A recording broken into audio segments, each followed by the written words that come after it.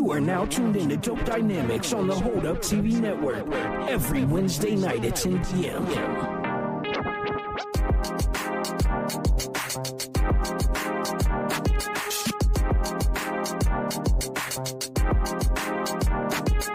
This is another sensational experience.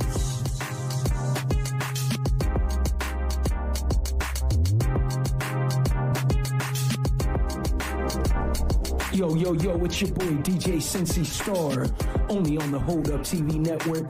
This is Dope Dynamics on another Wednesday night. We about to get into some real live conversation, but before we do that, let me spit a little something like, yo, it's your boy Cincy Star, and we on the Hold Up TV network where the conversations matter, booty popping, shaking a net worth, grinding Monday through Friday, don't matter, we lock it down. I guess we can agree on that when the Vinky come around. Shout out to the man, it's Captain the Rope Planning, family mind school, video games, movies, and antics. We got a sport team too, going by the adults from crew. If you hear the moves hollering, you already know what to do. Here's my announcer, it Izzy, rapping, singing, get trippy, but don't get it twisted. Fresh shots without missing. That's an upset radio tree and Leilani on a mission. Guest speakers and letters, you really shouldn't miss it. Kathy D, Love and Carmen, 3 Power Love Latinas, about to blow up in the glue that keeps the team up. Then my man DT Dub, the money maker, gameplay commentator. I love my team of content creators.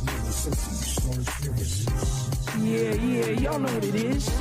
DJ Cincy Star, Da Vinci, Princess Bex, Steve, real name, no gimmicks, only on the Hold Up TV network.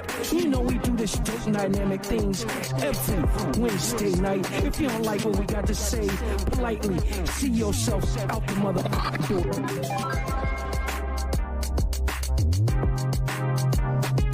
So you came for some dope dynamics, well, you in the right place. Our topic and controversy, what we might face, having fun and politicking, no matter what we might say. It's opinions on the table and there ain't no right way. A collection of individuals who could be night and day. 4 members at the table going through it the harder way, and won't be pacified just cause Juneteenth is a holiday. We gon' hit you with this MJ, but the fade'll never fall away. The feminists are up and best believe they watching. She got the knowledge and dish out more than Stockton. Real name, no gimmicks, and can't nobody stop it. The Hold Up TV network on, and we locked in. Princess Bex, if you nasty, yeah, you should watch it. Always keep the crown on, even when she talk shit. I'm the beast slayer, so you better cop quick. You mic for me now, but I'm a DJ till I'm top.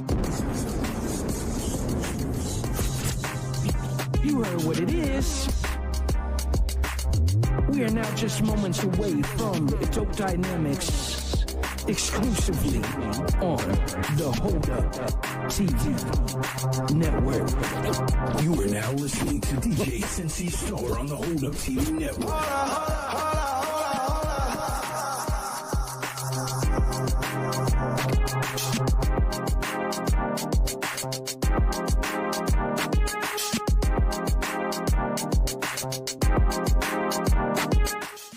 What is going on, my brother? How you living?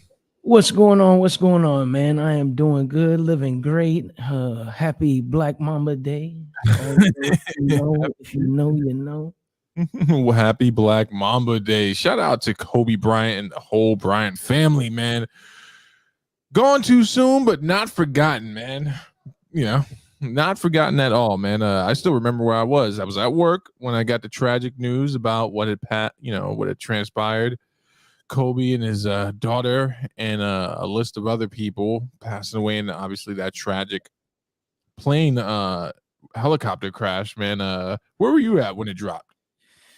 I was actually at home getting ready to go work. I was bartending at the time. Actually, I was about to go in and do a Sunday shift. I believe it was Sunday, and I was sitting there and I got a text message from one of my friends. It was like, hey man, you got to turn on the news and check this out. Your boy died. And I was like, oh, okay. Well, I don't believe that. You know what I'm saying? And lo and behold, turn on ESPN and it's all over the screen.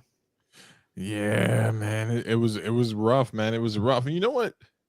You know, controversies aside, because a lot of people jumped on that, man. And I'm not saying you got to erase a person's past, right? I'm not going to be woefully inconsistent like that. But a lot of people just, jumped on, started saying a bunch of wild stuff, obviously, in regards to Kobe and the allegations that he experienced, And I was just like, hey, man, is now the appropriate time, right? You know, people are mourning, families are mourning, man.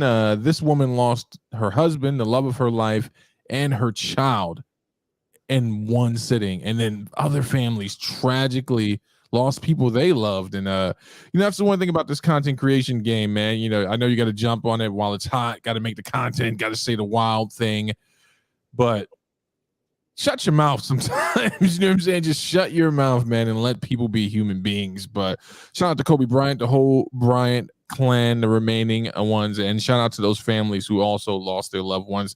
You know, we got a banger of a show. There's a lot going on in these TikTok, YouTube, Twitch, interweb, Facebook streets. You know what I'm saying? We're waiting for our third co-host. I call her Princess Tardy. Right. There's one thing she's consistent at. It's being. But you know, there's a bunch of crazy stuff going on, man. I was chopping it up with Mantis, man, and you know, your boy's been seeing a little traction with the shorts, you know, on YouTube, some growth, you know. Happy to have that. Thank you for all the supporters. But I found this interesting, man. We didn't do dumbing out because I was tired yesterday night, but I gotta talk about this, man.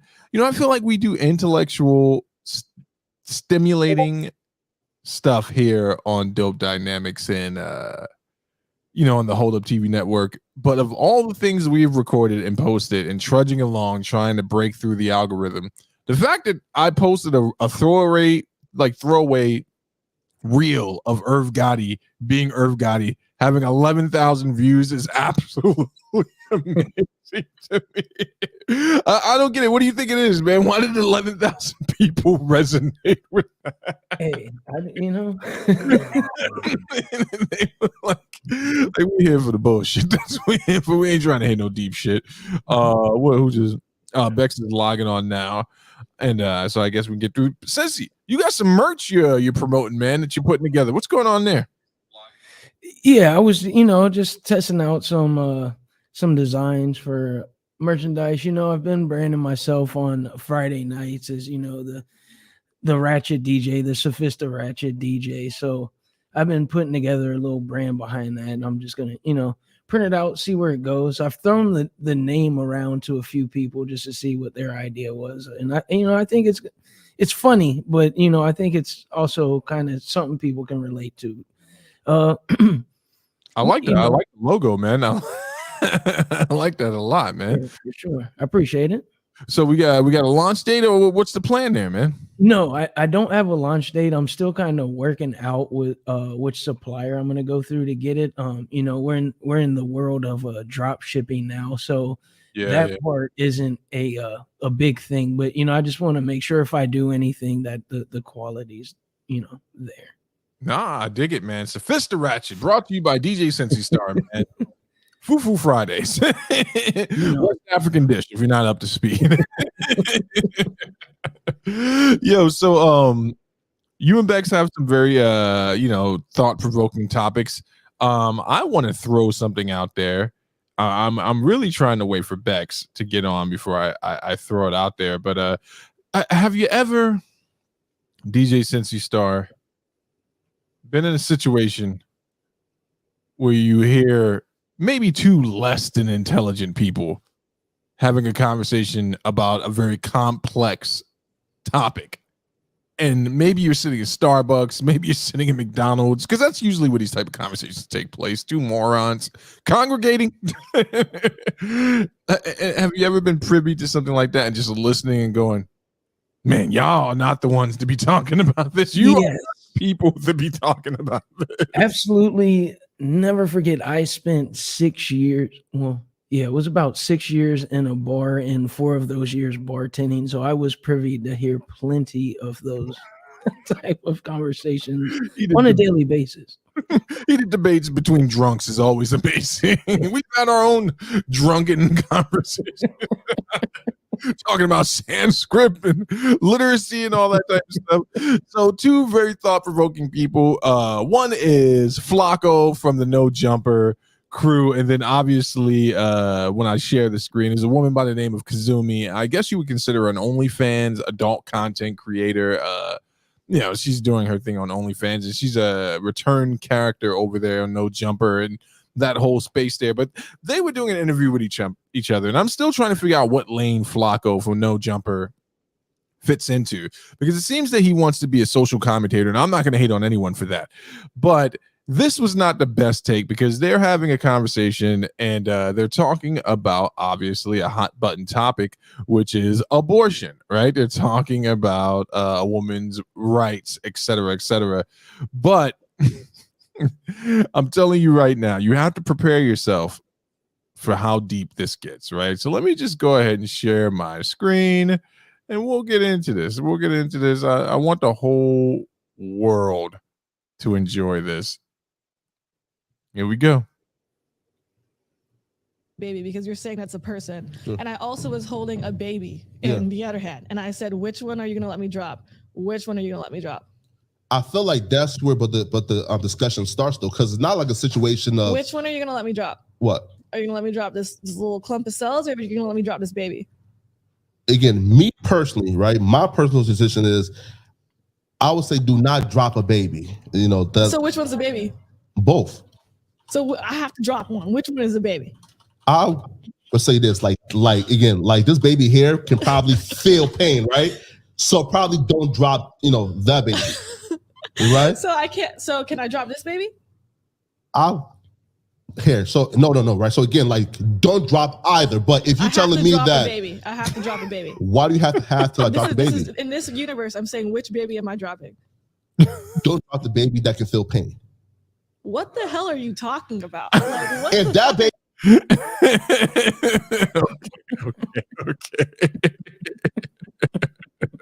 Okay. Oh man, as you can see, it was a riveting conversation between two intellectual giants. Your thoughts, Sensei, your thoughts on all the different levels of things going on in this video right now. Oh man, people have really great thoughts in their head, and right. Just, some people are not capable of articulating those out loud. And there's other people who need to just flat out just keep those thoughts in their head. And that's where that proposition comes in between these two people. Well, I feel as if these are the two people you want conversing about abortion, right? You want an OnlyFans girl, right? A staple in the community, truly a feminist and feminist giant weighing in on this topic, right? And you want a guy like Flacco, who, to his credit, man, I think he does sometimes really try to be objective about things. But the one thing that's working against the brother is that lisp, right?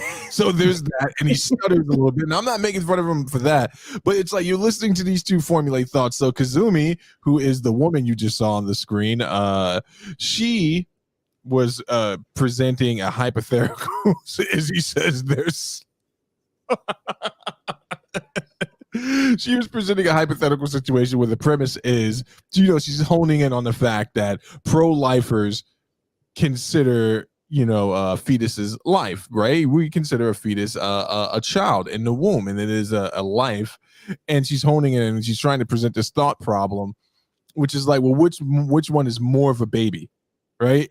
And the problem with the assumption there is, one, that is the dumbest scenario to ever present, because it's then you're already validating that both are children, right? So, okay, then my side wins the argument. But now you're trying to set the precedent that you have to now choose which one is more of a baby. And when I heard that part there, man, I was really, really, really reeling, because I tried to look at it from both sides of the perspective, right? I'm like, what is she trying to do with this argument? And then I realized, wait a minute, this is an OnlyFans woman, right? This is a woman that does OnlyFans content. You know what I'm saying? Like, this is a woman whose trademark to fame is how many inches can I get up inside of me? So thought problem was erroneous from the get-go. I'd love to hear from the chat. Bex, do you think OnlyFans girls and quasi-intellectuals should be weighing in on a hot button topic like abortion? Do I need to play the clip again so you can get the full experience, Bex? Yeah, please. All right, I'm gonna play it again. Now remember, this is advanced stuff, so you guys got to try to keep up here. Try to keep up. Let me kick it again. because you're saying that's a person. Sure. And I also was holding a baby Yeah. in the other hand. And I said, which one are you going to let me drop? Which one are you going to let me drop? I feel like that's where, but the discussion starts though, because it's not like a situation of Which one are you going to let me drop? what. Are you going to let me drop this little clump of cells, or are you going to let me drop this baby? Again, me personally, right? My personal position is, I would say, do not drop a baby. You know, So which one's the baby? both. So I have to drop one. Which one is the baby? I would say this, like again, like this baby here can probably feel pain, right? So probably don't drop, the baby, right? So I can't. So can I drop this baby? Here, so no, right? So again, like, don't drop either. But if you're telling me that, baby, I have to drop a baby. why do you have to like drop the baby? In this universe, I'm saying, which baby am I dropping? Don't drop the baby that can feel pain. What the hell are you talking about? Like, what? If that baby, Bex, your thoughts? Don't drop the baby that can feel pain. Obviously, Kazumi presenting a very thought-provoking, riveting thought problem to confuse and stymie the intellectual giant, which is Flacco from No Jumper. Your thoughts, Bex? I'm confused. What the hell was going on there? So the premise is, two less than, I don't want to just say less than intelligent people unable to articulate their point of view, having a conversation and then putting it up on the internet as if this is like, thought-provoking and riveting stuff. I'm asking you, two-layer question. Are these the type of people you want to see having this conversation? And two, do you feel as if though there was some depth to that conversation? No, these are not the type of people that I want to watch have this conversation. And obviously there was no depth because I'm still confused. Like, I don't even know what they were talking about.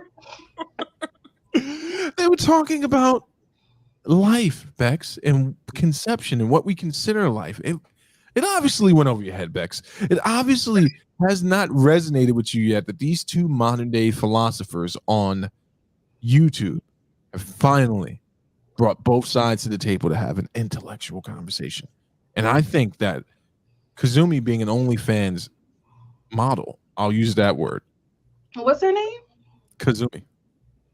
Is that a family name?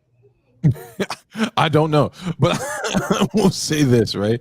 She is someone who's acquainted with male DNA, right? So she may very well be an expert in what life is, right? Now, because she consumes it and she bathes in it, right? So she has the right to weigh in on this topic, and she also has ovaries, which gives her the unprecedented right to really have an opinion on this. And Flacco, he's Flacco, man. This is the guy that got spit on by the kid from Chicago. You know what I'm saying? All right, that's enough of the bullshit. So I got you guys as two topics, right? Bex, you're bringing up the young sister on TikTok. Well, why don't I let you roll it out, because this is an interesting case right here. Hold on, let me pull up my notes. How is everybody doing tonight? Oh, on time and perfect. Oh. So you're perfect because you were on time? Early makes me perfect. On time makes me a slacker. But late. Let me be fashionably late, please. 23 minutes to a show that started at 10. It's not fashionably late. It's tacky. Don't call me tacky. Listen, when they write her death certificate, one unfortunate day, it's definitely going to have a time with ish at the end of it. She died at 9:30 ish. I'm gonna see if I can get the video for this too, because the conversation you're about to roll out. So, a social media influencer, or one aspiring social media influencer who also happens to be a clinician, I assume she's an African American lady, did a video in response to an article that had been written by a gentleman in regards to men improving their emotional intelligence, seeking therapeutic help to help increase their emotional depth and help them to cope in life. And her TikTok video that she did was in response to that, saying that, men do need to pursue these things, that it will help them in the long run not be so stymied and stifled, and that they will live a better life, and that women shouldn't be held accountable for men learning to being able to communicate their feelings. So when you're ready, Bex, you let me know, and then I'm going to share her actual TikTok video because it's kind of lit. You can share it. All right, here we go. Let's get the screen going. Bam. So shout out to the Coffee Pod, because this is where I'm getting this clip from. Yo, what's up, YouTube? Welcome to the Coffee Pod. My name is Chishu Zed. Drink the coffee, it'll make you feel better. Black therapist ends up getting fired for criticizing black men for not going to therapy.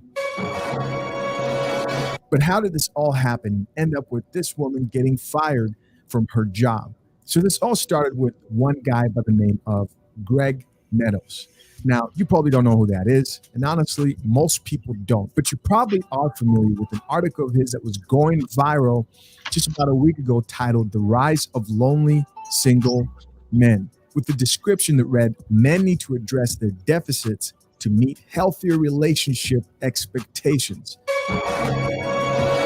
In this article, Greg Meadows spoke about a study that spoke about the rise of men being lonely, and he attributed it to women raising their standards, expecting more from men. And so, of course, feminists all over were thrilled and excited that men were alone and suffering because they're raising their standards, right? That was the message. But before we get any further, here's something to keep in mind about Greg Meadows, which I mentioned in the previous video when I was addressing this article. Greg Meadows is a psychologist and author working on his second book, How to Not Suck the Air Out of the Room, A Man's Guide to Fighting the Patriarchy. Yes, guys, we're dealing with a male feminist.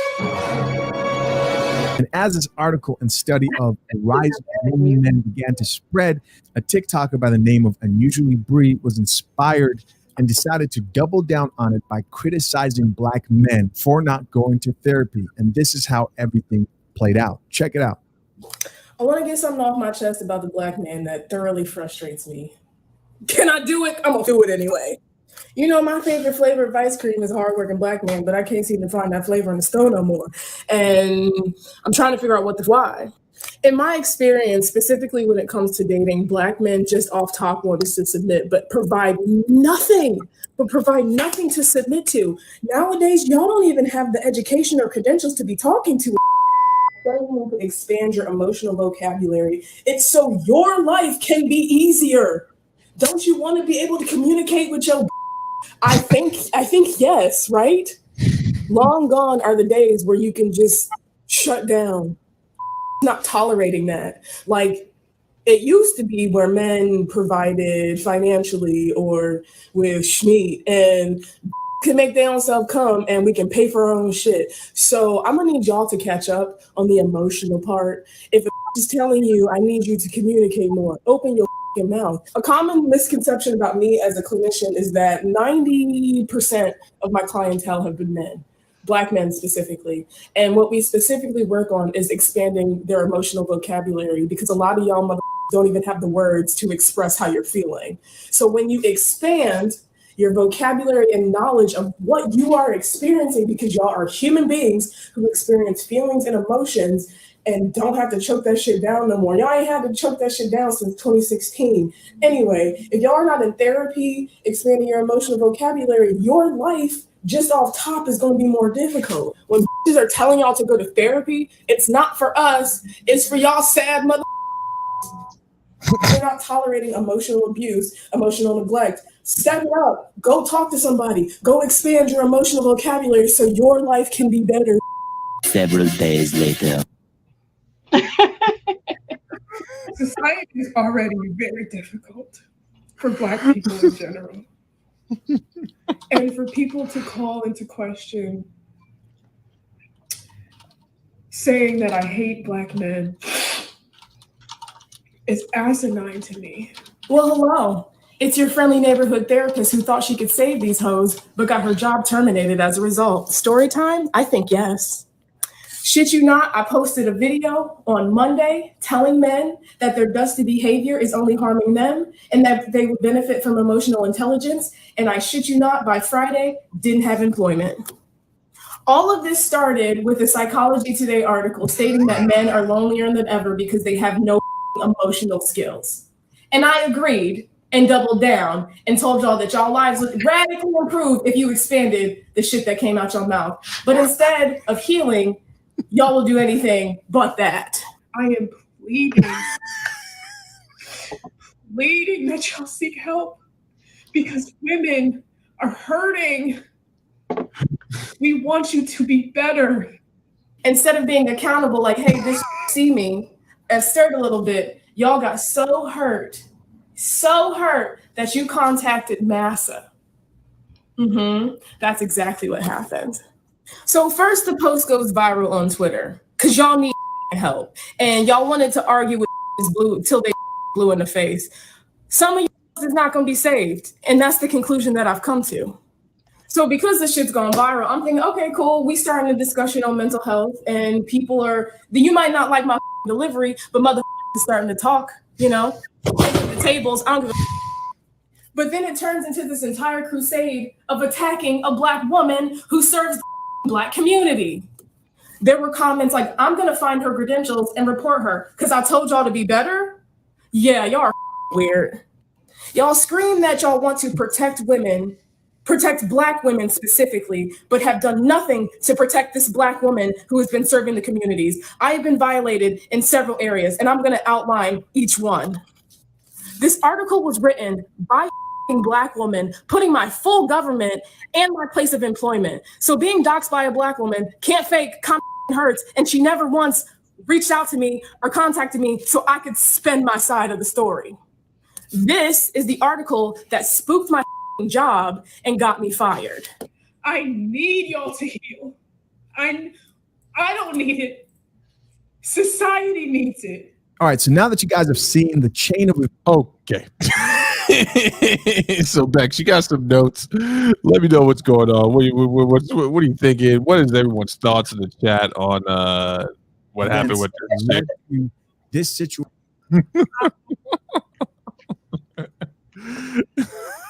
I didn't even watch the other, her apology video or whatever. That shit was funny. But I get everything she's saying. What? No, I get everything she's saying, but it's not what you say, it's how you say it.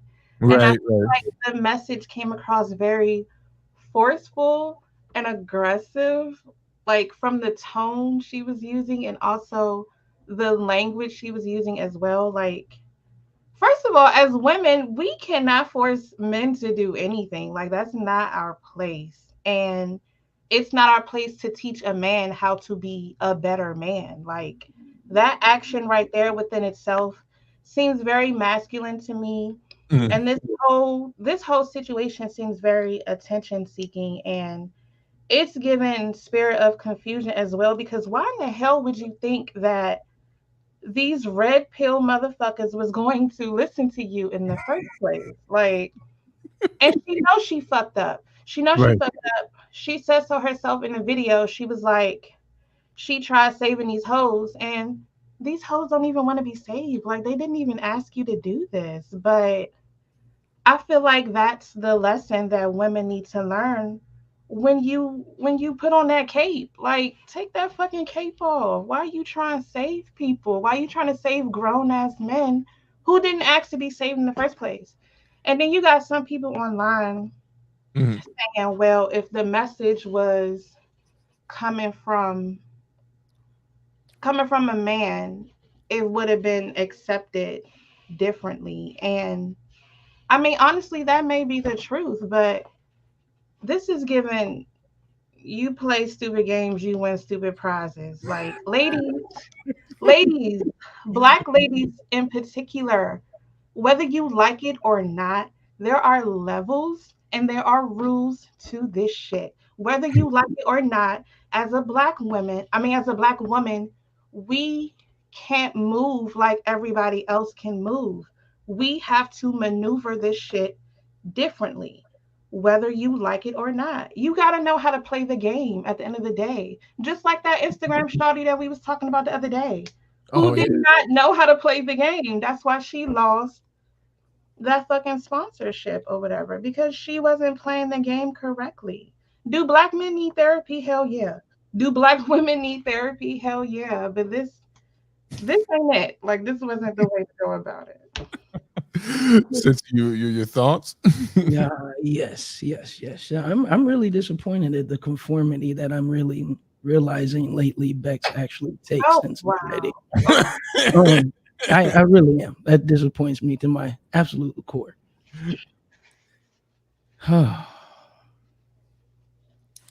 First off, ladies that fuck up on the internet and gentlemen, please call me, because you didn't lose your job. As long as you didn't lose your license to practice, you gained a new opportunity. Secondly, to address some point Beck just made, she isn't teaching men how to be men. She's a therapist who said 90% of her clientele are men trying to become more emotionally vocal and able to articulate their feelings. So she's not teaching anybody how to be a man. She's teaching you how to speak to people about how you feel. There's And a this huge is the way to do it. This is the way to do it. Okay. And then we're going to go this point, because if you go through all of these comments, minus, and I'm not trying to take away the fact that a black woman doxed her. If you go through all the comments and reactions of a lot of these people on the videos that are talking about this right now on YouTube, guess who the biggest group of people are that are crying out loud right now? We've already stated them. Like you stated, it's the red pill men. And here's what I find the most ironic.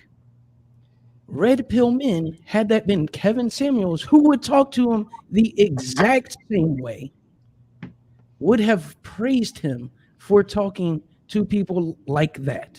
Because he's a Now, man. And that's the issue. We aren't even talking about a woman telling a man how to be a man.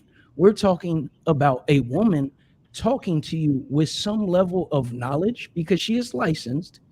So she has the education to back up what she's saying. And two, from a position of power. And the thing that scares red pill men about that is they assume they're the only ones that are allowed to have power. So if you ask me, it looks kind of funny that you're willing to let another grown-ass man talk to you any kind of way. But an educated woman who has more credentials than Kevin Samuels can't say anything to you in that same manner. Sound like a crybaby. I'm not in the red pill community, but if anybody was to talk to me like this, I would feel a certain type of way, no matter who it was. It's not what you say, it's how you say it. And Exactly. she said it. She didn't say it in a correct way. Exactly. No, I actually agree with you, because when we had the Kevin Samuels conversation, put some spec on his name. At the very beginning, almost at the very beginning of Dope Dynamics, we had the Kevin Samuels conversation, and I specifically called him out for talking to people the same way that lady just did. So I'm going to stand my ground on the point of I don't think that's the way to address people. The difference is the same people who praised him and criticized me for saying I was wrong, that he's allowed to talk to people like that. In fact, it's even a positive way to talk people in some instances, are the same people crying because a woman did it, who is more educated and has the credentials to actually speak to them.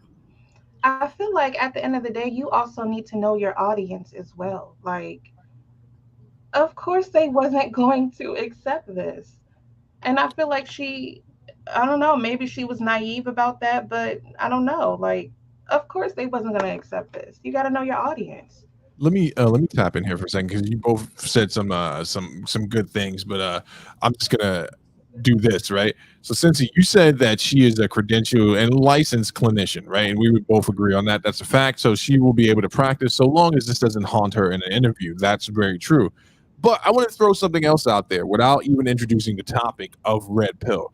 Let's talk about someone's station, right? So I think we can all agree that being a clinician, or maybe you don't agree with this, being a clinician, a police officer, a lawyer, a doctor, at some point these were considered jobs that held a type of value where it wasn't prestige, but ethically people looked at you in a different light. So someone being a clinician, they also take the oath of do no harm. So I would throw this query to you, my brother. This young woman put her foot in her mouth and she opened herself up to the internet.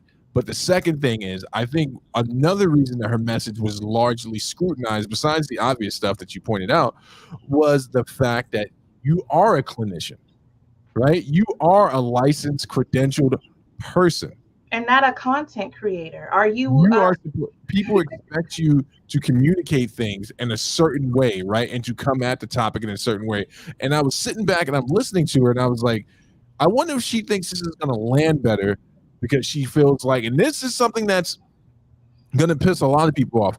Is she speaking this way because she refuses to accept that you can have a higher conversation with Black people, right? We don't have to get ratchet and turned up to have a conversation about emotional intelligence. I wonder in the alternate universe, had she said, hey, I'm here as a clinician trying to bring a message about emotional intelligence that will prevent the rising rate of suicide in males, right? And to help deal with men feeling disenfranchised, Black men feeling disenfranchised, right? Because I agree with you, right? I remember when we had the Kevin Samuels conversation.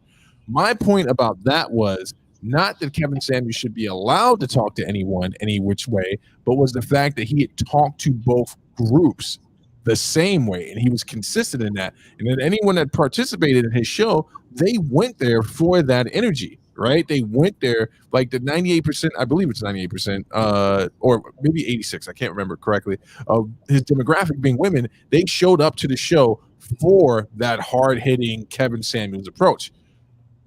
In regards to the red pill, right? So this is how this breaks down, right? The pendulum swings both ways. Far right, far left, right? Cancel culture is something that the red pill conservatives have been talking about is dangerous for quite some time. And no one wanted to take this conversation seriously, right? But now here we have someone, I don't know her political beliefs, but I said this pendulum swings both ways. And if you open this door, anyone who says anything will experience consequences for their words. Now, she experienced consequences for her words, and the first thing she went to was, y'all should be protecting me because I'm a Black woman. My sister, protect yourself as a licensed clinician.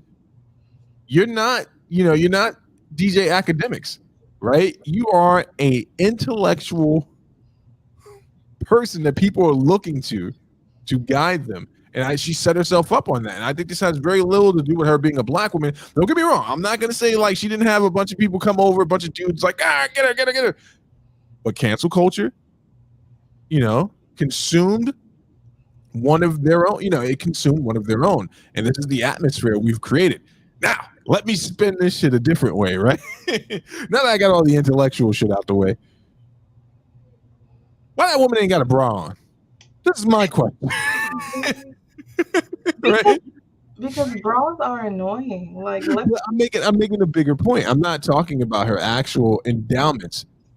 You were so comfortable to put this video up that you're basically in your night shorts, your hoodie, in your home, and you thought that was going to protect you from professional repercussions, right?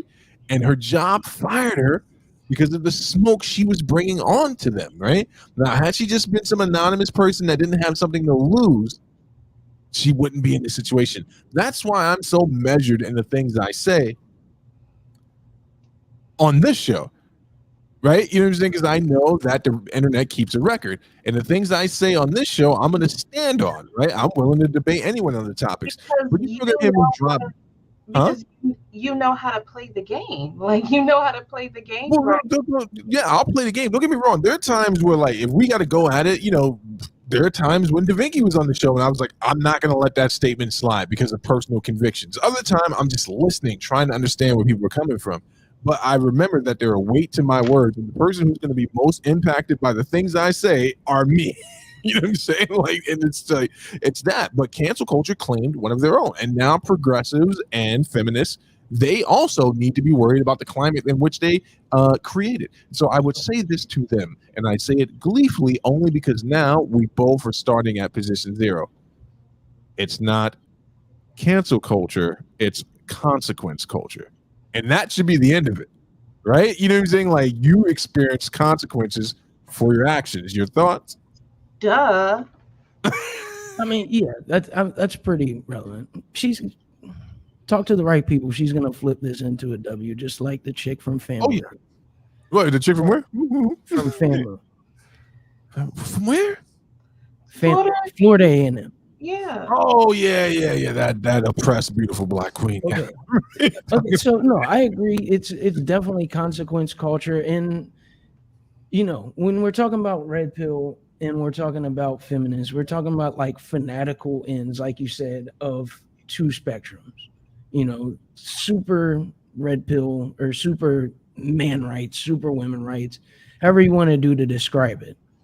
But there, like, if you really watch this video, first off, here's what I have a big issue with as a man towards other men who are offended by this video. Okay. They immediately are jumping to one, like I pointed out, well, she's trying to tell a man how to be a man. Again, she corrected that and said she's trying to help men become more equipped in a relationship by exploring their actual emotions. Okay. So guess what? If you need a man to tell you how to explore your emotions in a relationship, when it comes to you being in a relationship, you're expecting to share your emotions in the same way you share them to a man. Now, wouldn't it make a whole lot of sense if you're trying to learn how to speak to women about your emotions, like she said the majority of her clients are doing, that you talk to a woman, not a man, unless you're trying to be in a relationship with a man. No, I mean, you make a valid point, right? So but that's not the issue here, right? I do disagree with you in this sense, my brother. Had she stepped up and spoke like a clinician, this is the conversation we need to be having. Why did she have that energy, right? Because you said it, right? Kevin Samuels wasn't accredited. He wasn't a clinician. He was not a life coach. He was an MS consultant, and I don't know the education that comes with that. I know that he worked as a business person for years, and he had garnered enough information. I think we can all agree here that life experience translates into useful information if provided the correct way. But my response to your statement, while agreeing that yes, it could be beneficial to learn this emotional communication from a woman so you can speak to women, why wasn't her position that of let me talk to you as a professional, right? And that would have made her argument so much stronger, right? And this is the same thing I say about Umar, right? I'm like, if Umar Johnson merely spoke as a clinician who was trying to deal with trauma in the community, you know how much more seriously people would take him, right? Because the man's trained. He went to school for this, and so did this young lady. But when you get up there like, I don't give I'm saying, like, you open yourself up to the attack. Now, I will deal with the portion that you said in regards to red pill. And this is something I've said constantly, man. The people I want to hear respond to this from the red pill community, I don't want it to be like the lower level guys, right? And by that I say, I don't want it to be the laity, right? Laity being the people who are uninitiated, haven't really come into an understanding of red pill philosophy. I want to see it responded to by some of their best thinkers, right? Because then that gets a better conversation going. What is the actual issue here? And I said this last week. I think that if we would just allow people to have maybe even a down out, drag out, fight conversation and then get to the quote unquote healing, we've been in a better response. But in regards to this young lady, she has, you said it, she has the education. She has the ability. What made her come out this way? Not saying it's wrong, right, or indifferent. I am saying it's wrong, but I'm saying if we were just being objective about it, why not be the licensed clinician and talk about it? Because she You know also what? wants to be a content creator as well. And she thought by talking the way that she was talking, that she would appeal to the Black community. And you know what? That is a fair assessment, but we also should be looking at it like that. Because here's one thing I have an issue with. When I look at I don't even really want to bring this kind of topic into it. But when I look at like another community, another culture, to put it safely. Okay. There's people on the high spectrum that are successful, the high intensity spectrum that are successful content creating. Right. There's people on the low end, the very low energy calming spectrum that are successful at doing social media content creation. Okay. I do agree with you, Bex, that she made an attempt to be a content creator and it bit her in the ass. Now, do I think she knew this was going to happen? I don't know. Like, I feel like when we watch a lot of these videos, I would love to see the social media analytics.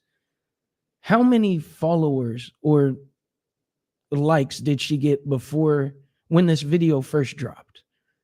How many followers did she have? Did she have an audience of like 50 people? Because if you got 50 people, you're not expecting anything to come out of your video for real. Plenty of people today do content creation just for fun. So she could have been doing this, actually meaning what she was saying, but just doing it as a side gig. Now, if she had 10,000 followers already before she made this, then we know that she was full-fledged, should have been aware that this was going to turn out the wrong way. I came in at the tail end of that. So here's interesting. Before I got up, I'm sorry, I had to go tend to my dog. Let's take a character like Jordan Peterson, right? Not a man that would be considered a part of the red pill. He's a guy, he's a clinician himself, and he was a professor who stood up against, compelled speech in Canada. Do you know why I think so many people are drawn to Jordan Peterson, Black, white, Asian, Muslim men, just men in general? Is one, he kind of reminds you of a dad, right? He has a very dad way of approaching things. But two is because of the higher level of the conversation. True, he has become impassioned where he has raised his voice, but I don't think I've ever, or seldomly, maybe I just don't recall him ever making a hot clip like that.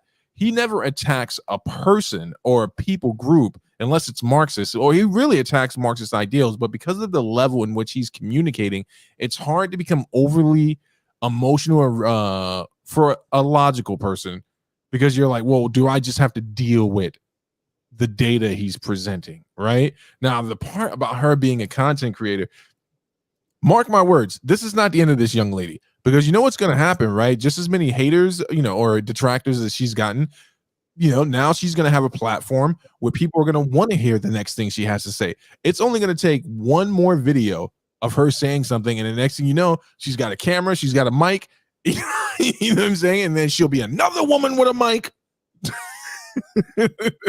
out here spouting rhetoric. So she's gonna bounce back. But again, but maybe Bex is right. I think she wants to be a content creator. Maybe she got bored in the office. She's like, I'm not having the impact. I'm not really here to hail people. I'm here to say stuff. Well, that's kind of what I was saying. I think you might have stepped away when I was saying it. We have to kind of look at this. Like, if people from ages young enough to have a phone till our age and older now, we're technically all creating content. When you upload pictures on Instagram, you're a content creator. Now, whether you're doing it full-time as a job or as a hobby, and that's what I was saying, like, I'd like to see, when not just hers, but a lot of the videos where we see this backlash happen. What was your social platform before this happened? If Right. you have 50, if you only have 50 followers and she made this, whether meaning it still, it might have just been a hobby or something that she was doing on the side that took a completely wrong course for her. If she had 10,000 followers, she willingly jumped into this with the chance of there being very high possible chance of there being repercussions for actions. Oh yeah. I don't think anybody truly knows when that flame's going to ignite. So, I agree with you guys. I think it's a consequence of what you did. Now, can I take 2 seconds to address a comment? Yeah. My man. He says, bro, we tell men to man up and not to show your emotions around women. Showing emotions around women is a nah. First off, this brings up a very, very well point. Something I shared today on my Instagram and something DaVinci brought up many weeks ago. Men who think like that don't actually like women. Okay. They're sexually attracted to women. All But right. if you are unable to emotionally open up to a woman, and it is your mantra to not emotionally up to a woman, do you actually like women? Ask yourself that, bro. And I would like to add that if you can't emotionally open up to a woman, it's not that woman's job to try and fix anything. I'm just saying. Okay. So in regards to connecting to women emotionally, so I think like anything else, there's a fine balance in life, right? And who you're connecting with. I do think that you should be very guarded, men and women, and opening yourself up emotionally to the wrong person because your shit could end up on Instagram. I have learned in my dating life that I have been emotionally available for the wrong type of woman, and being emotionally available, I left myself open to care for someone that didn't care about themselves. And also shared things that I wish I hadn't shared. So through maturity, I learned I was like, hey, there's some stuff that I need to be reserved about. And it also promotes a level of self-efficacy, right? So I think sometimes we confuse two issues, right? Being emotionally vulnerable isn't being emotionally codependent on someone. I can tell you how I feel, but I'm not trying to have you fix my emotional state. And I think that's where it gets crazy because people have to learn to take accountability for their emotional state. If you need therapy, seek therapy, right? If you got an anger issue, guess what your next stop is? Anger management. Right? Maybe your wife will give you a ride there, but you still have to do the heavy lifting. Where the conversation becomes confusing is okay, let me present this scenario to you. On one side of the table, it's like women should learn to be submissive and cooperative, right? But do women need to be submissive and cooperative to every man in society or just to their man, right? And do men need to be emotionally available to every woman in society, or do they just need to be able to be emotionally available to their woman? And on both sides of that conversation, is it not just simpler for everyone to practice a level of common sense and empathy and ethics? Right? You see how I just fixed the world? Steve. And that's a perfect point. That is a perfect point because one, we can all admit, let's just be honest here. There's stuff that you like to talk to your guys about that you're going to talk to your bros about. There's stuff that you're going to talk to your woman about. But to not open up at all emotionally to your woman, you don't have a relationship. Even if you stand guarded as a married man, I would say at some point you have to be able to express yourself to your wife. Oh yeah. Okay. So if you're not expressing yourself to your wife, what is your wife supposed to do for you from her own feminine characteristics, attributes, abilities, if you're not able to express that to her? And I would not disagree with you, my brother. And this is why I am a huge proponent of premarital counseling, something I did not do, but it is something great because I think people come into relationships with their own language, quote unquote. I'm not going to the love language thing, but people come in speaking and living out their character defects the way they've been brought up. And then they get together and they're trying to mesh these defects and their attributes together. So I would say in response, learning how to accept the answer a person gives you, right? And this is something that me and Mrs. Holdup have gone through, where it's like, yo, sometimes when I say I'm okay, I truly am okay. Other times, if I say I'm okay, I've had to learn to say I'm not good, but I don't feel like talking about it. And if the question is how she could respond that would be best used to me is and this is it's not chauvinistic, but if you're asking me what the response is, yes, be my peace. Now, what does that mean, be my peace? Do not take on the emotional weight of what I'm going through and become my punching bag, but do not become a part of the problem by allowing your insecurities to run and then attack me. And we both have a level of accountability in that, which is all I have to do is say, I'm cranky. I am cranky and I'm ready to lash out. And then she can respond hopefully by saying, well, let me give you your space. And then I can say, well, I don't need space. I just need you. Don't ask me any more questions. Could you just sit next to me for a second while I try to figure this shit out? You know what I'm saying? Yeah, for sure. And Berlin, I don't, or DT, nah, fuck it, Berlin. I don't hate the red pill community. I don't hate everybody in the red pill. The biggest problem I have with that community isn't a lot of the talking heads. The talking heads, a lot of them live every aspect of the life they're talking about. The problem is like with fanatics, much like with sports teams and all that other mess, where you have people that are fanatical and it's usually the followers of that community. For example, people will hear something that Kevin Samuel said, but when it comes to them actually saying why they believe it too, they can't have an actual conversation about why they believe it. The second biggest reason why I have a problem with the red pill community, and even if I'm going to bring it to the other perspective, the extreme feminist community, it's because the conversations that you guys have on the internet don't happen in real life. Normal people having normal human interactions don't really go through any of the shit y'all talk about on the internet. They really don't.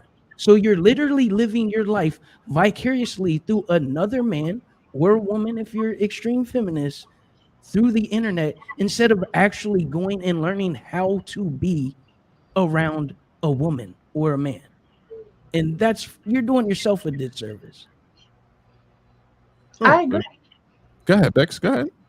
No, I'm saying I agree. And you had asked me like a few days ago, did I think that it was like actually like an internet war between like the sexes? Mm-hmm. Like, is there really a war between the sexes, or is it just an internet thing? And I really do think it's just an internet thing. Like, I don't think that this shit really goes on in real life. Yeah, and it's interesting though, because because when we talk about, like, when you talk about the culture war, right? I do understand that there's something that's going on, right? There is a cultural conversation, there is a friction that is happening now, but we have to ask ourselves, and I would say this all the time on I Guess We Can Agree on That. It's like, listen, at what point do we come to the table and start the negotiation? And now this is where I'm going to push back on you a little, Cincy, but I understand your point. This was something that I think that a lot of people didn't see that Kevin Samuels would do, which is like he would repay dysfunction in kind with dysfunction. Like, you want to get loud? I'm about to get loud and embarrass you. This is my platform. But also, he was a huge promoter of marriage. Now, he wasn't married himself. Oh, he was married. He wasn't divorced. But the message was, find a mate, marry a person, be accountable to that person, build something. And, even when you examine a guy like Dr. Umar Johnson, he is a doctor, so I got to call him by his credential. His job, he feels, is to preserve the nuclear black family, right? That is his core message. He wants to protect the black family. I agree that a lot of these hot take topics on the internet are for content and content only. But for instance, there are much deeper conversations that we should be having, right? Like the effeminization of black men, the representation of black women in media, the cross tension that's promoted publicly between the races, particularly minorities, right? Lack of accountability in these things. These are real things that are going on. And the only thing, and this is where I'm going to agree with you heavily, I doubt the sincerity of both the thought leaders on both sides of this conversation. You know what I'm saying? Like, I'm willing to debate any of them. Like, I'll step in the ring with a feminist. Berlin and I did a thing together once when we talked about how useful is feminism in 2022, right? Well, no, is feminism still needed in 2022? And I was like, well, how could it be needed if it's not building up, right? So my point in that was, how relevant could it be if there are women who are still experiencing these things? Why aren't your sisters equipping you with the information and the tools to battle against the evil patriarchy, right? And this is, I want you, for all you people who watch this on the recap, this is my point. The civil rights movement not only was a movement, but it was an attack as well. And let me explain that. It was an attack on an evil system that was holding people down, and they made an agreement, our forebears, to empower us with the ability and the information never to go backwards again. That should be the maneuver of feminism. Like, if you feel as though there's a pay gap, then you should start coalitions to battle back, help women get more money, right? And do those things. So how useful can it be if you're not equipping each other? I would say the same thing of the red pill or the manosphere. At a certain point, I don't think it should go commercial. The primary concern, if the red pill's core mission is to improve the lives of young men, then that should be it. And what are you teaching young men? That's always going to be my retort. And if you're teaching young men self-efficacy, are you also coming out against people who are polluting your message? When I had Guapo on, the reason I asked El Guapo to be on my show, and he's a huge, he's a red pill guy, was the fact that I saw him speak out against a gentleman who was saying false things and doing some perverted shit and claiming to be red pill. If your movement doesn't allow you to do that, then no one's really going to trust you. So that's my whole thing on it. What's he saying? But what's Steve? What patriarchy? Berglund, you got to get woke, man. The patriarchy. Never mind. I would. What did you say? I would donate, bro. But I recently started classes, man. Hey, we appreciate that, man. And congratulations on classes. That's all right, man. We don't expect money. We expect it from the white man, reparations. Even though apparently I'm not getting a check, right? I guess we breaking out ancestry. Me, Cincy, we out, huh? We don't get no money. Oh, I got my paper. I'm getting my money. I'm getting my money. I don't give a fuck if it's half of the fucking. Bex is gonna split hers with us. That's gonna be real reparations. Beck's family was in Nigeria when all this was going on, so she's definitely not getting any of the money. Bex, you're muted. Her family was the one sending us over here for the fucking gold. Wait a minute. I have a whole nother side. Like that doesn't matter to Umar and the the FBA crew. You got to be able to prove that you are a descendant of a slave. And I can prove that. I don't know. Yo, you know what would be a riveting conversation? And I guess I could just drop this atomic bomb right now. Does Africa, the continent of Africa, the governments, the United Black Nations of Africa, do they in fact owe reparations to African Americans? Yes. Yes, but because we cannot. Africa's a whole fucking continent. Excuse me. I usually don't cuss on Dope Dynamics. It's the goddamn Dutch coast. It just so happens to be around, where. Wait. Nobody gets off easy when we have that conversation. No. I'm saying if you came in, you helped, you need to pay, right? That's the question, right? And then does the great Arab nation owe money to African Americans? Yes. I mean, I'm here for the money. I don't know what you want. Did someone say money? Scheming? Laundering? What? You guys let me represent you in this legal matter, and I guarantee I don't. Beloved, did you just ask me where my bra is? Is that what you're saying? You let me represent us in this great conversation, and I'll make sure we get money from everyone. I don't know if I want you representing us, Steve. Why not? I don't know. We know Bex isn't getting paid if Steve. Bex, trust me. You want me at the table because I'm gonna root out all the weaklings at the table. Anyone that comes to that conversation like, well, we were just feeling. I'm like, he's out. Like, look, we didn't feel nothing. I have a legal claim. I've always wanted to argue this point on a scholastic level. in regards to, because I understand why we'll never get reparations, right? It's been spun in the perfect way. Now at this point, everyone else would be footing the bill for reparations, right? And conservatives, you got to give them props on this. They have spun it in such a way where now other people of color would be impacted, right? They kind of leaned over and go like, hey, we pay them this. You're going to have to pay higher taxes. And then it's like, what the hell? I didn't enslave anyone. Very ingenious move. You got to give them props for that. It's all about how you spin it. Hell yeah, they've been spinning it. They've been spinning it and spinning it and spinning it and spinning it. You motherfuckers. They gave the Japanese families money so quickly after they put them in them camps. All right. They paid Holocaust families money and they didn't even do it. No, true. In regards to the Japanese families, they gave them that money, but they also gave away their houses to a bunch of black people. They got corner stores. We got houses. Some of the areas we know is historic black. I'm gonna bring this up with the Crip and Christian.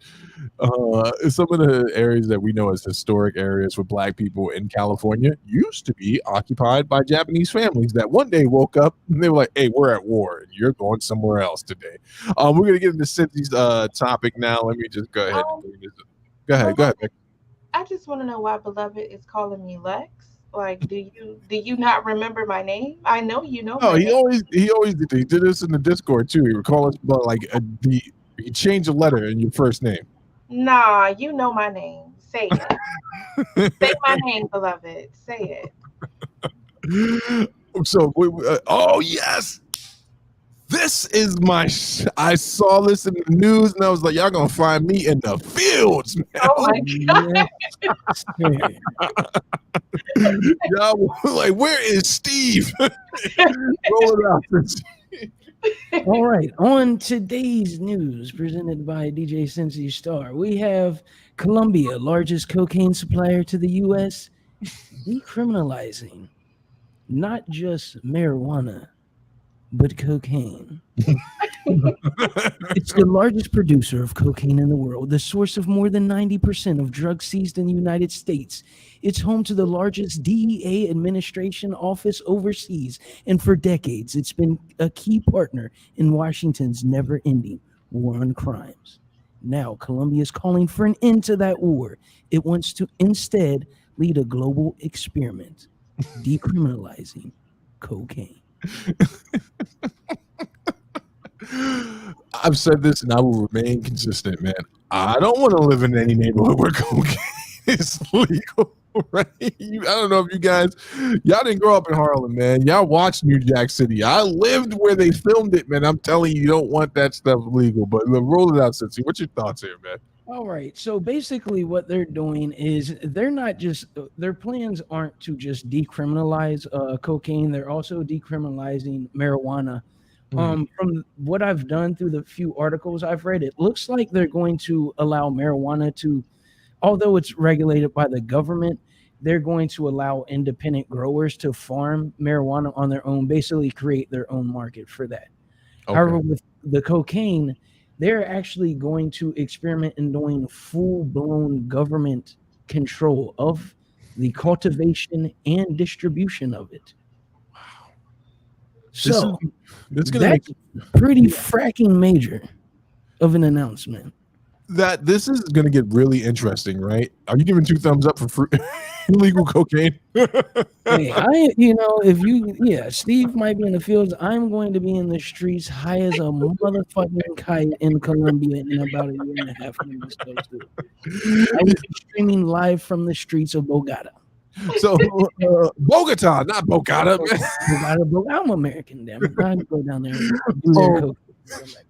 So, but this is interesting because I was contemplating this. Whether or not it's legal in Colombia, this is a big deal because if it's still illegally transported here in America, because America's not going to jump on board with this global experiment. Now that adds an interesting wrinkle, right? It's like tourism maybe goes up in Colombia, right? People start going over there. It's like the red light district, that portion of Amsterdam where you can go, eat a brownie and get a hooker. This is very, very interesting to me. I don't know why, because I'm trying to figure out how this halts the war on crime, quote unquote, and doesn't just put America at odds with Colombia, because now it's like, you know, I can't articulate because I can't really fathom what the dynamic's going to be here. You know, that shit's imported. I've watched some great documentaries on the ingenious ways they get cocaine into this country, man. They're strapping this shit to the bottom of freighter boats, you know, all types of stuff. They got scuba divers getting it out of the bottom. It's the scuba diving.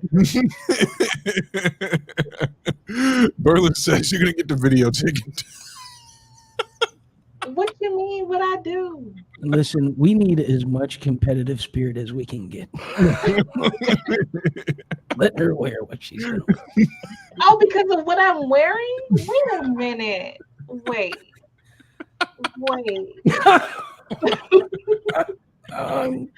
It's not even that deep for real. Don't do that. So what do you think? What do you think the dynamic's going to be like? You know, legal cocaine, America.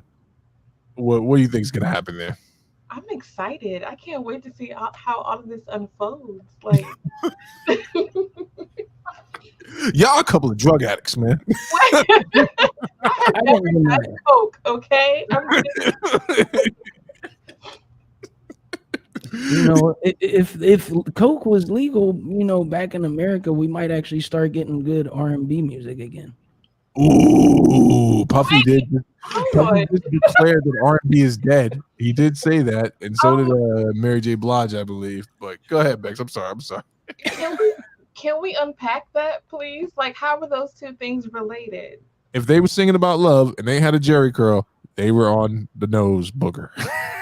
And the booger sugar. Those were all. I think you're right about that. Okay. You know what it did to Rick James? Rick James did enough of it where he said, you know what? I'm going to take someone hostage today.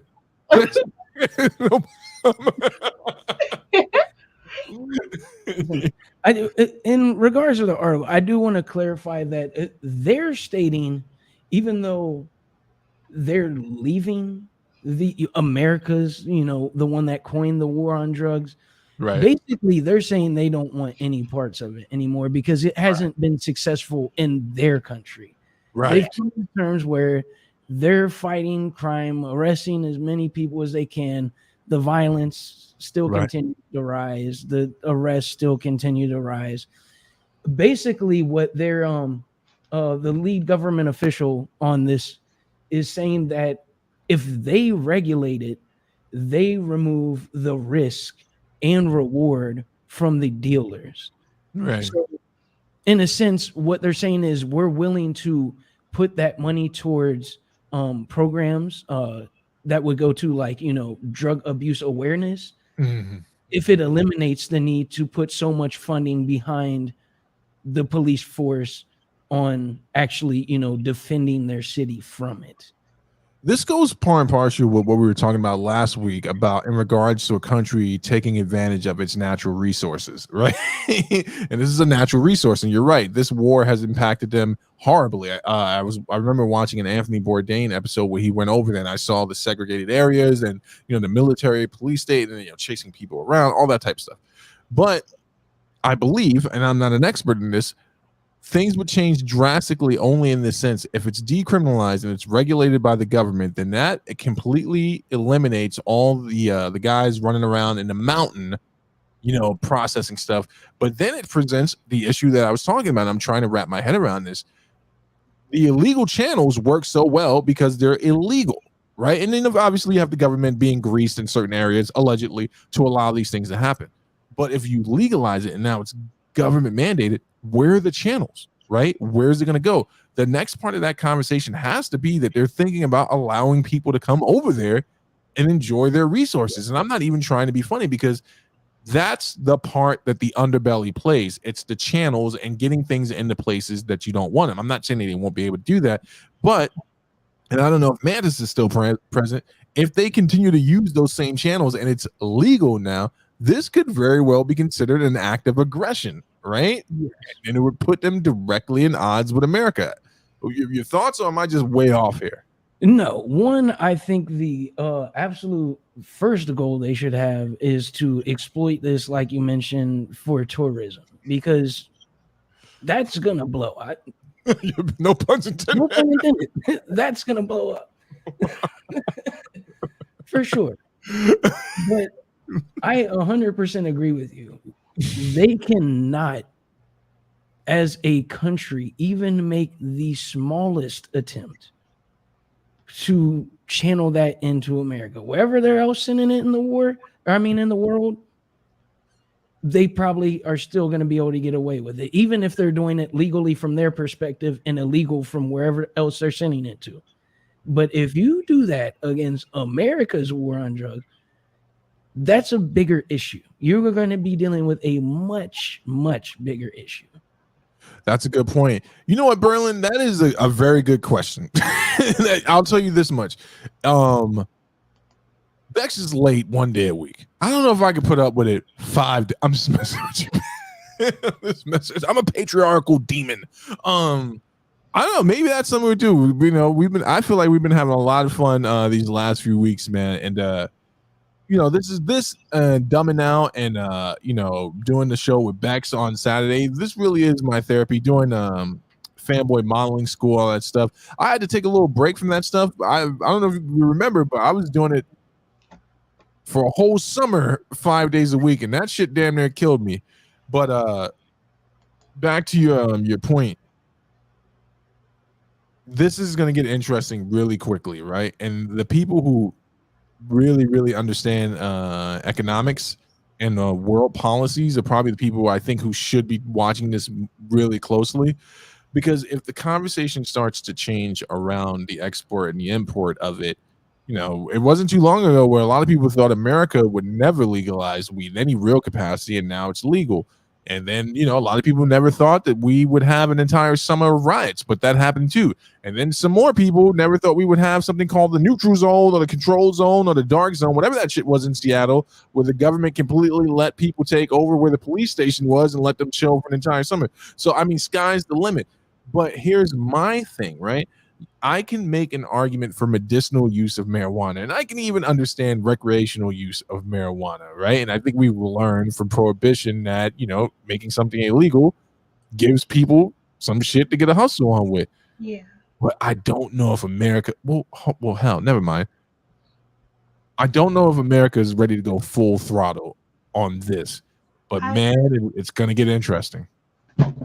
Because listen, here's another conversation you thought you would never hear in your generation, and this is not hate speech.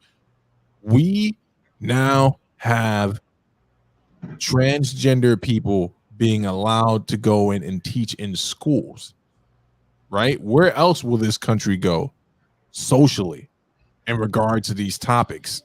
But I will tell you this much: if America is not on board and this is legal and they keep using those same avenues, man, this is going to be, you know, it's going to be a blood diamond situation where everyone pretends like they don't get blood diamonds and they do get blood diamonds. I just figured it out.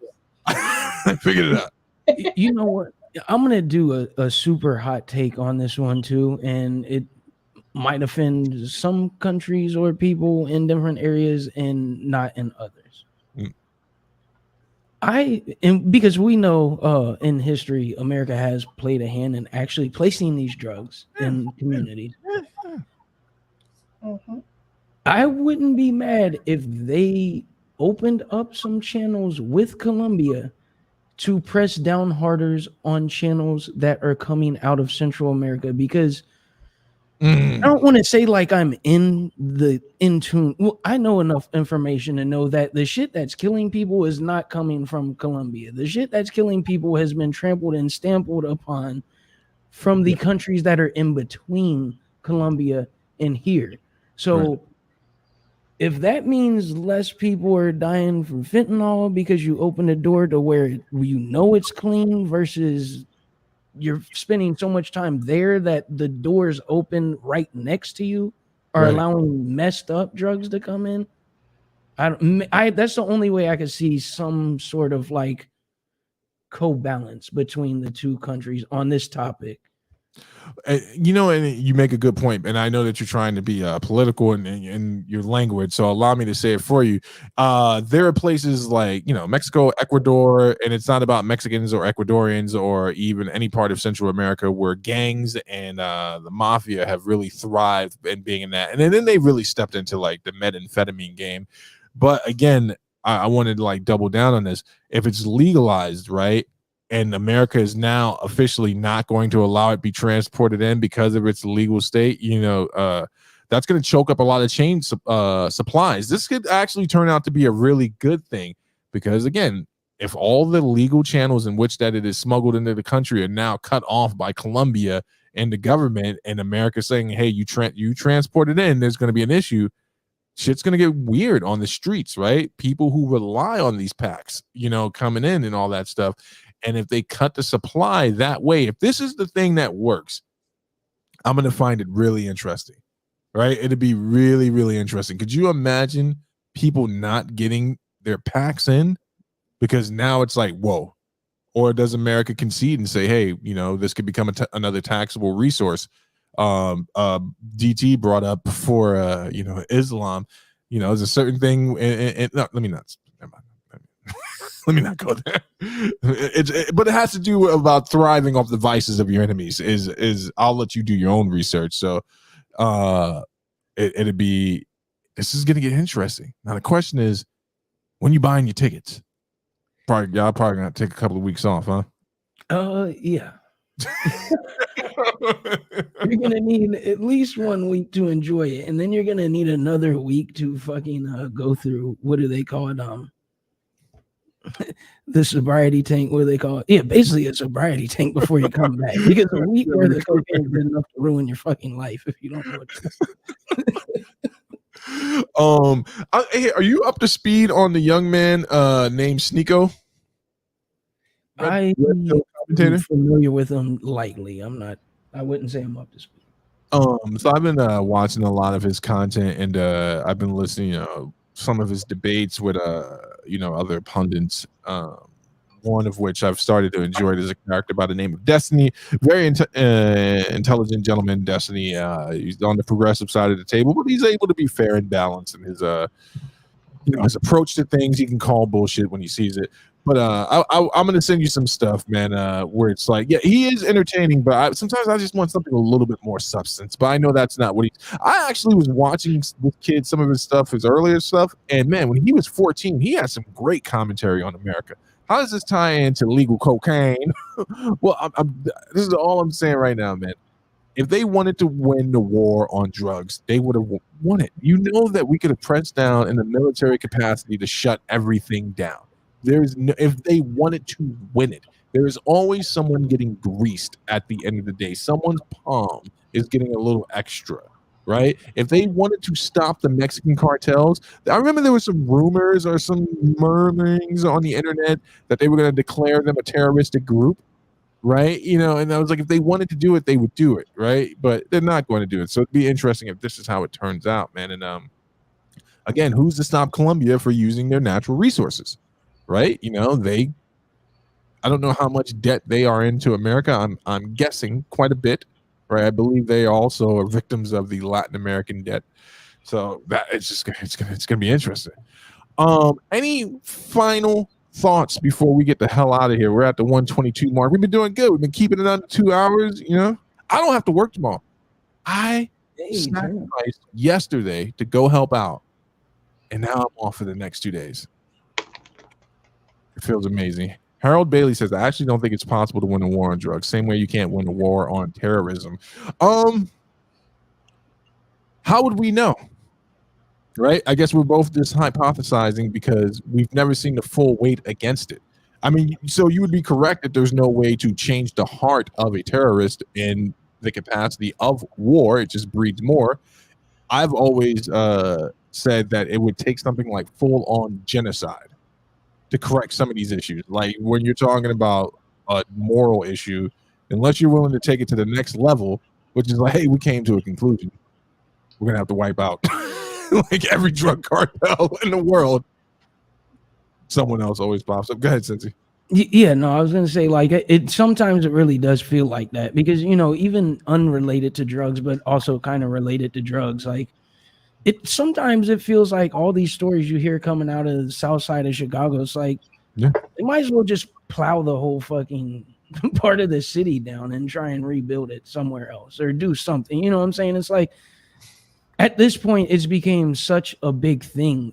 What can you really even do to stop it? You know what I'm saying? Like Well, it's true, and this is the question of morality, but more so, I think this is where it falls into the realm of theology, right? And I think that the people forget sometimes that when we're talking about Judeo-Christian principles, or you're looking at the big three, as I refer to them, or even let's say other spiritual things, right? Let me just bring them in.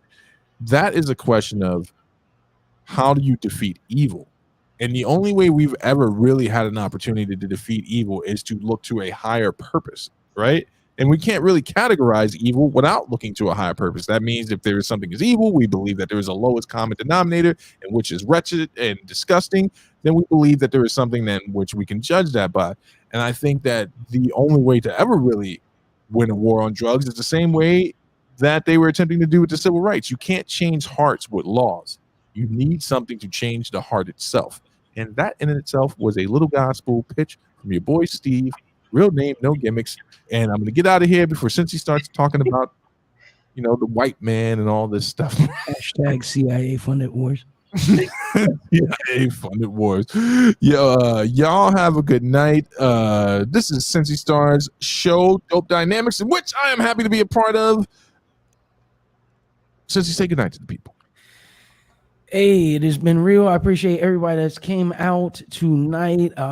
Before we close out, I want to give a shout out to my girls down at Q Kids dance team. Went out to Virginia this past weekend and came back with 3 out of the 5 first place trophies, man. Hey. Showed up and showed out. So super proud of them. That's dope. And they came all the way to Harlem, and since he didn't invite me down, so I'm not like I'm holding resentment or anything like that. But that's private stuff. Hotel. Peace out. Okay.